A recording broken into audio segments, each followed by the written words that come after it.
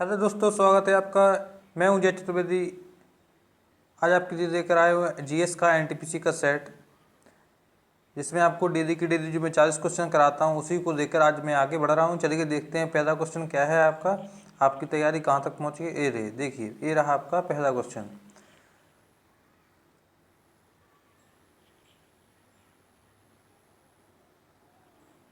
काफ़ी बड़ा है। देखिए आपको बताना निम्नलिखित में से कौन सा कथन सही है। इकोनॉमिक्स से क्वेश्चन है इसका। है देखिए पहला ऑप्शन है आपका, अधिकांश कामगार न्यूनतम स्वीकार्य मजदूरी से कम पर कार्य करेंगे। तो ये तो आपका होगा नहीं, ठीक है, पढ़ से समझ में आ रहा है। नेक्स्ट है आपका, न्यूनतम स्वीकार्य मजदूरी किसी फर्म द्वारा किसी कामगार को दी जाने वाली अधिकतम राशि है। ये भी नहीं हो सकता। फिर कहा जाए आर्थिक लगान बाजारी मजदूरी और न्यूनतम स्वीकार मजदूरी के बीच अंतर होता है। तो ये वाला आपका जो है सही हो जाएगा, क्योंकि जो आपकी वास्तविक बाजारी मजदूरी होती है और आरक्षित मजदूरी होती है उसका डिफरेंस जो है आर्थिक मजदूरी कहलाता है। तो आपका जो है ऑप्शन सी सही हो गया, ठीक है ना। नेक्स्ट क्वेश्चन है आपका, किस वर्ष में भाषाई आधार पर राज्यों का पुनर्गठन किया गया? किस वर्ष में भाषाई आधार पर राज्यों का पुनर्गठन किया गया? तो किया गया था 1956 में, जब भाषाई भाषाओं के आधार पर राज्यों के बनाने की मांग उठी। तो सबसे पहले 1956 में पहला राज्य बनाया। यदि आपसे पूछा जाए सबसे पहले कौन सा राज्य बना भाषाई आधार पर, तो हो जाएगा आपका क्या, आंध्र प्रदेश। क्या हो जाएगा आपका, आंध्र प्रदेश, ठीक है ना। नेक्स्ट है आपका, निम्नलिखित में से क्या राष्ट्रकूटों का सर्वाधिक चिरस्थायी योगदान है? कैलाश मंदिर बिल्कुल नहीं है, ठीक है ना। इसके बाद जैन बाद संरक्षण, ये भी नहीं होगा, ये भी नहीं होगा। आपका होगा ऑप्शन नंबर बी। देखिए यहाँ पे क्या है, कन्नड़ काव्य के 3 कवि पंपा पूर्णा और रान्ना तथा कैलाश मंदिर, ठीक है ना। इसमें क्या है आपके, जो आपके उस समय चालुक्य वंश हुआ था, पश्चिमी चालुक्य जो होते थे उनके उत्तराधिकारी राष्ट्रकूटों और शासनकाल के दौरान कन्नड़ साहित्य अपनी पराकाष्ठा पर था। तो उसी के अंतर्गत जो है इसको किया गया। उनका जो शासक था अमोघवर्ष प्रथम, वो भी कन्नड़ के रत्नों में से एक हुआ करता था, ठीक है ना। तो ये था। नेक्स्ट है आपका, मैन कैम्प का लेखक कौन है? मैन कैम्प का लेखक कौन है? तो मैन कैम्प मैं बता दूं, ये आपकी हिटलर की आत्मकथा है और इसका लेखक भी कौन हो जाएगा, हिटलर हो जाएगा, ठीक है ना। नेक्स्ट है आपकी, भारत की अंतःकालीन संसद में कितने सदस्य थे? अंतःकालीन संसद का अर्थ है कि जब भारत का संविधान लागू हुआ उसके तुरंत बाद जो है भारत में कितनी सदस्य हुआ करते थे संसद में। तो मैं आपको बता दूं 1950 में, उसके पहले यानी कि संविधान लागू होने से पहले भारत की संसद में सदस्य होते थे 296, ठीक है ना। जब 1950 में संविधान लागू हुआ और जो प्रिंसली स्टेट थी उनके भी प्रतिनिधियों को जोड़ दिया गया, तो संसद के सदस्यों की संख्या हो गई थी कितने, 313। तो आपका आंसर क्या हो जाएगा, 313, ठीक है। नेक्स्ट है आपका, भारत किसका सबसे बड़ा उत्पादक और निर्यातक है? भारत किसका सबसे बड़ा उत्पादक और निर्यातक है? तो आपका हो जाएगा क्या, अभ्रक। भारत अभ्रक का सबसे बड़ा उत्पादक होने के साथ साथ सबसे बड़ा निर्यातक भी है। यदि आपसे पूछा जाए भारत में, पहले यदि आपसे पूछा कंट्री वाइज तो हो जाएगा भारत। यदि आपसे पूछा जाए भारत में भी किस राज्य में सर्वाधिक उत्पादन होता है अभ्रक का, तो आपका क्या हो जाएगा आपका आंध्र प्रदेश, ठीक है। नेक्स्ट है आपका, निम्नलिखित में से क्या मृदा संरक्षण की जैविक पद्धति है? जैव पद्धति है, तो इसका आंसर हो जाएगा आपका समुच्च कृषि। समुच्च कृषि क्या होती है, आपकी पहाड़ी क्षेत्रों या ढलानी क्षेत्रों पर की जाती है। और इसमें क्या होता है, आपकी जो क्यारियाँ वगैरह होती हैं उनमें थोड़ी मिट्टी के ऐसे ऐसे बना दिए जाते हैं जिससे कि ऊपर से पानी आए और इनसे जो है रुकता हुआ नीचे की ओर जाए, ठीक है। नेक्स्ट है आपका, जीवाणु कोशिका में सूत्र कणिकाओं की संख्या कितनी होती है? तो मैं आपको बता दूं, इसमें आंसर होगा आपका 0, क्योंकि जो आपका जीवाणु होता है वो सिर्फ एक कोशिका के द्वारा बना होता है, इसलिए उसमें सूत्र कणिकाओं की संख्या होगी ही नहीं, क्योंकि उसका फॉर्मेशन सिर्फ और सिर्फ एक सेल के द्वारा होता है, ठीक है। नेक्स्ट है आपका, इसरो की मास्टर नियंत्रक सुविधा कहाँ है? इसरो की मास्टर नियंत्रक सुविधा, इसे हम मास्टर कंट्रोल फैसिलिटी भी कह सकते हैं, यह है आपकी कर्नाटक में। यदि आपसे पूछा जाए कर्नाटक में भी कौन से शहर में हो जाएगी, तो आपका नाम हो जाएगा हसन। क्या हो जाएगा, हसन। नेक्स्ट है आपका, एक वस्तु इतनी दूरी तय करती है जो उसके सीधे समय के वर्ग के अनुपाती हो या समानुपातिक हो, तो इसका त्वरण क्या होगा? तो इसका त्वरण क्या होगा, अनचेंज होगा, यानी कि अपरिवर्तित होगा। क्यों होगा? क्योंकि जब कोई वस्तु दूरी तय करती है तो उसका जो आनुपातिक रूप से समय होता है वो वर्ग के संबंधित होने पर उसका त्वरण जो है स्थिर रहता है। आई होप इतनी बात आपको समझ में आ रही होगी, ठीक है ना। देखिए मैं आपको ज़्यादा डिस्कशन इसलिए नहीं कर पाता हूँ क्योंकि यह सिर्फ आपकी प्रैक्टिस सेट है। यदि मैं यहीं पे समझाने लग जाऊंगा तो एक ही क्वेश्चन को समझाने में काफ़ी समय लग जाएगा। तो आई होप इतनी बात आप लोग समझते होंगे, ठीक है ना। जितना कम से कम मैं आपको बता सकता हूँ क्वेश्चन को समझने के लिए उतना मैं आपको बता देता हूँ, ठीक है। नेक्स्ट है आपका, किस स्थान को भारत का सिलिकॉन वैली कहा जाता है, यानी कि सिलिकॉन वैली ऑफ इंडिया किसे कहा जाता है, तो हो जाएगा आपका क्या, बेंगलुरु। बेंगलुरु क्या है, कर्नाटक की राजधानी है। और क्यों कहा जाता है, क्योंकि यहाँ पे सूचना तकनीकी कंपनियों का केंद्र, यानी कि यहाँ पे सारी सूचना तकनीकी कंपनियों एक तरीके से हब है यहाँ पे, क्या है, इसीलिए भारत का सिलिकॉन वैली बेंगलुरु को कहा जाता है। नेक्स्ट है आपका, कच्छ स्थान में वनस्पति के अपघटन और कारण कौन सी गैस उत्पन्न होती है, तो इसका आंसर हो जाएगा क्या, मीथेन, यानी कि CH4। क्या हो जाएगी, CH4। नेक्स्ट होगा आपका, ज्ञात सबसे छोटा प्राकैरियोटिक जीव कौन सा है, तो आपका आंसर हो जाएगा माइकोप्लाज्मा। सबसे छोटा प्राकैरियोटिक जीव जो ज्ञात है वो है आपका माइकोप्लाज्मा। नेक्स्ट है आपका, विश्व की भूमि का कितना क्षेत्र उष्णकटिबंधीय वर्षा प्रचुर वन है, विश्व की भूमि का कितना क्षेत्र उष्णकटिबंधीय वर्षा प्रचुर वन है, तो आपका आंसर हो जाएगा 7%। और ये भी कहाँ पे पाए जाते हैं, तो ये आपके भूमध्य रेखा के आसपास, यानी कर्क रेखा, ये आपकी भूमध्य रेखा है और कर्क रेखा और मकर रेखाओं के बीच के क्षेत्र में ये वाले वन जो हैं पाए जाते हैं, ठीक है। नेक्स्ट है आपका, आपके पाठ के अनुसार पृथ्वी पर जीवन बनाए रखने के लिए आनुवांशिक लाइब्रेरी क्या हो सकती है, तो देखिए पृथ्वी पर जीवन बनाए रखने के लिए सबसे महत्वपूर्ण हो जाएगा आपका क्या, जैव विविधता। जैव विविधता नहीं होगा तो हमारा जीवन जो है मुश्किल हो जाएगा। नेक्स्ट है आपका, प्रोटॉन की संख्या समान किंतु न्यूट्रॉनों की संख्या भिन्न भिन्न होने वाले परमाणुओं को क्या कहते हैं। देखिए प्रोटॉनों की संख्या इक्वल टू क्या होता है, इलेक्ट्रॉनों की संख्या, ठीक है। जब प्रोटॉनों की संख्या समान है दो अणुओं में, यदि दो अणुओं में प्रोटॉन की संख्या समान है तो उसमें इलेक्ट्रॉनों की भी बराबर होगी। और जब दो इलेक्ट्रॉनों की संख्या, यानी कि दो तत्वों में जब इलेक्ट्रॉनों की संख्या बराबर होती है तो उन्हें क्या कहते हैं, उन्हें हम कहते हैं समस्थानिक। क्या कहते हैं उन्हें हम, समस्थानिक। नेक्स्ट होगा आपका, स्टेप शब्द किस जैव क्षेत्र से संबंधित है। स्टेप आपने सुना होगा, घास के मैदान होते हैं, स्टेप कहाँ पे पाए जाते हैं, कहाँ पे पाए जाते हैं, आप जल्दी से हमें कमेंट करके बताइए। यदि आपको नहीं पता चलिए मैं ही बता दूँ, ये कहाँ पे पाए जाते हैं, ये आपके जो है ऑस्ट्रेलिया और अंटार्कटिका महाद्वीपों के पर पाए जाते हैं, ठीक है। नेक्स्ट है आपका, कार्ल मार्क्स द्वारा लिखित, आपको बताना है कौन सी पुस्तक या कौन सी वो है गद्य का पद जो आपको बताना है कार्ल मार्क्स के द्वारा लिखा गया है, तो हो जाएगा आपका क्या, दास कैपिटल। यदि आपसे पूछा जाए कब लिखा गया तो इसे जो है 1867 ईस्वी में लिखा गया। कब लिखा गया, 1867 ईस्वी। नेक्स्ट है आपका, यहूदियों के धार्मिक पाठ का नाम क्या है, यहूदियों का पूछा है मैंने, यहूदियों का धार्मिक पाठ कहा जाए तो हो जाएगा क्या, मूसा संहिता, मूसा संहिता।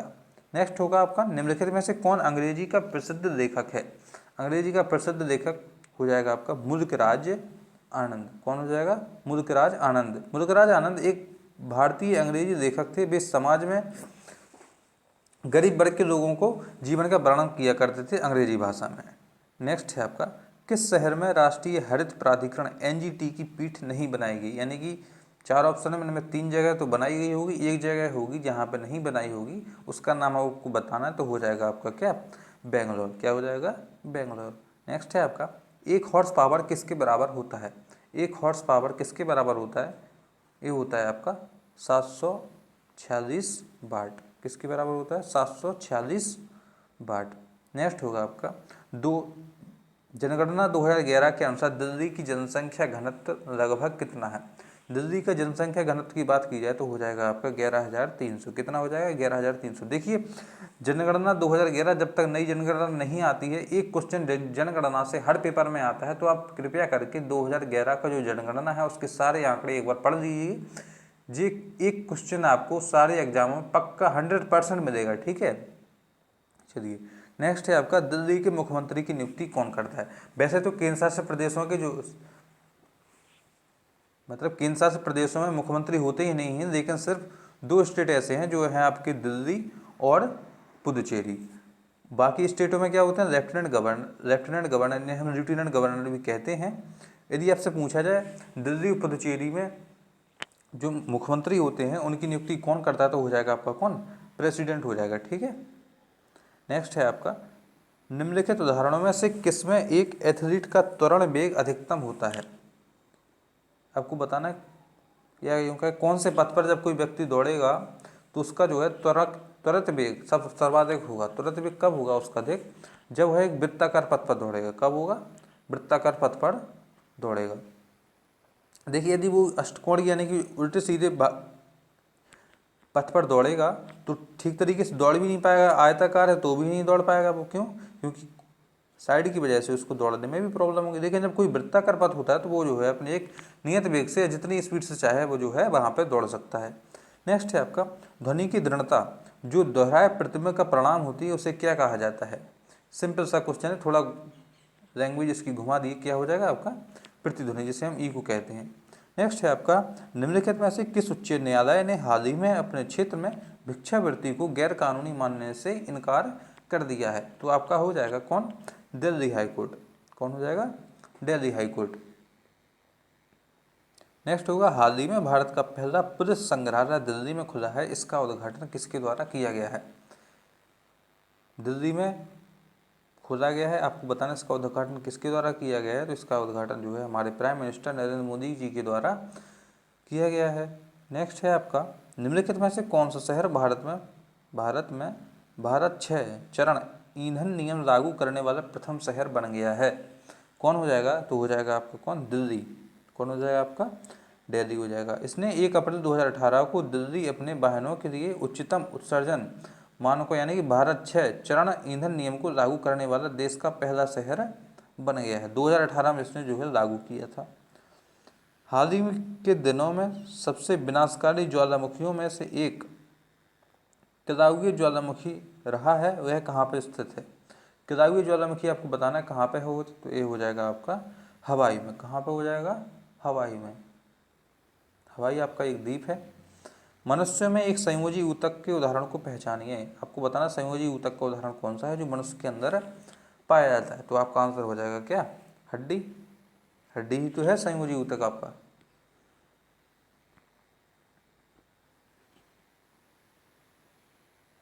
सॉरी। नेक्स्ट क्वेश्चन है आपका समापन रेखा को पार करने के बाद भी एक धावक भागना जारी रखता है, क्यों?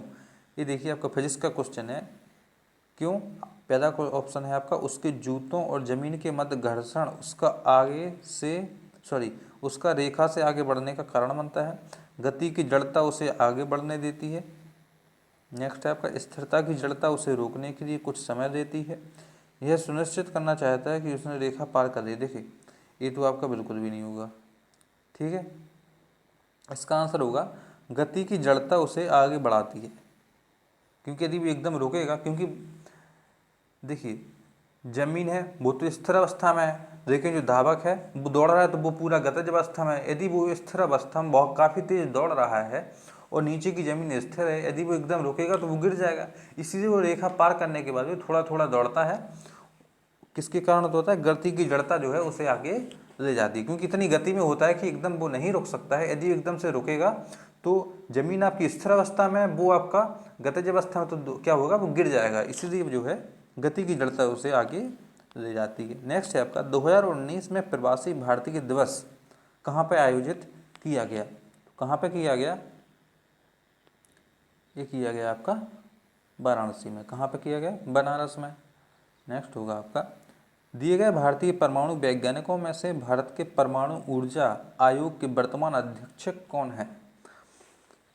कौन हो जाएंगे? हो जाएंगे इसके KN। कौन हो जाएंगे? KN बासु, यानी कि जिन्हें हम शेखर बासु भी कहते हैं। नेक्स्ट है आपका कार्बन के उपयोग द्वारा अपचयन करके निम्न धातुओं में से किसको प्राप्त नहीं किया जा सकता है? कार्बन का उपयोग द्वारा अपचयन करके कौन सी धातु जो है प्राप्त नहीं की जा सकती है? तो हो जाएगा आपका क्या? सोडियम। क्या हो जाएगा? सोडियम। नेक्स्ट होगा आपका नीति आयोग के वर्तमान उपाध्यक्ष कौन है? नीति आयोग के वर्तमान उपाध्यक्ष कौन है? तो हो जाएंगे आपके कौन? राजीव कुमार। कौन हो जाएंगे? राजीव कुमार। नेक्स्ट है आपका निम्नलिखित गैसों में से किसकी वजह से ब्रेड या केक फूलता है और नरम सुगंधित बन जाता है? किसके कारण होता है? तो ये होता है आपका CO2 के कारण। किसके कारण होता है? CO2 के। देखिए आपने जब ब्रेड देखी होगी, मान लीजिए आपकी ब्रेड है, तो इसमें क्या होता है, छोटे छोटे आपको जो है छेद दिखाई देते हैं। छिद्र, ये छिद्र क्यों होते हैं? क्योंकि जब ब्रेड का फॉर्मेशन होता है और जब इसको बना के सिंपल सा रख दिया जाता है, तो उसके अंदर से जो है कार्बन डाइऑक्साइड बुलबुले के साथ, यानी फुदफुदों के साथ उठती है और इस प्रकार से बाहर निकलती है, इसलिए वहाँ पर जो है छिद्र जो है बन जाते हैं। ठीक है, आई होप इतनी बात आपको समझ में आ गई होगी।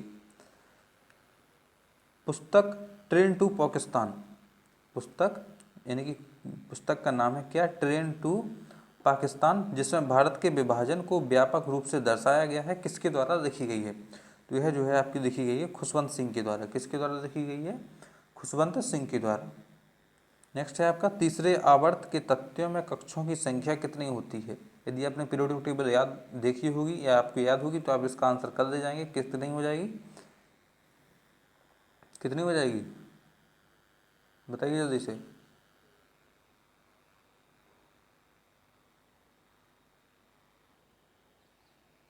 बताइए जल्दी से बताइए। इसका आंसर क्या होगा? 0। नेक्स्ट है आपका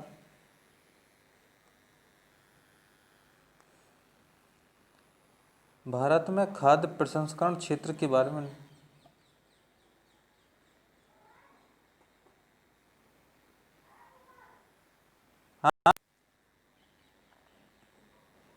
क्वेश्चन क्या है आपका? भारत में खाद्य प्रसंस्करण क्षेत्र के बारे में निम्नलिखित कथनों पर विचार कीजिए। पहला ऑप्शन है आपका खाद्य प्रसंस्करण उद्योग निर्माण क्षेत्र में स्वचालित मार्ग के अंतर्गत 100% FDI की अनुमति है। खाद्य प्रसंस्करण मंत्रालय के अनुसार अंतर्गत वायु सहित जल और मृदु पेय नहीं आते हैं। यही आपका हो जाएगा क्या? एक मिनट, तीसरा ऑप्शन भी तो पढ़ रहे हैं। बियर और अन्य एल्कोहल युक्त पेय खाद्य प्रसंस्करण मंत्रालय के अंतर्गत आते हैं। तो इसमें आपका क्या होगा? पहला वाला सही हो जाएगा, दूसरा वाला हो जाएगा गलत और तीसरा वाला सही हो जाएगा। तो आपका ऑप्शन कौन सा हो जाएगा? Option number second. पहला और तीसरा दोनों सही है। माफ कीजिए, पहला और तीसरा दोनों सही है। तो ये था आज का सेशन जिसमें हमने 40 क्वेश्चन डिस्कशन किए। आपको कैसा लगा कमेंट करके ज़रूर बताइए कितने क्वेश्चन आपने सही किए। वीडियो अच्छी लगी हुई तो वीडियो को लाइक कीजिए, शेयर कीजिए और चैनल को सब्सक्राइब करना ना भूलिए। चलिए मिलते हैं आपसे अगली वीडियो में, तब तक के लिए धन्यवाद।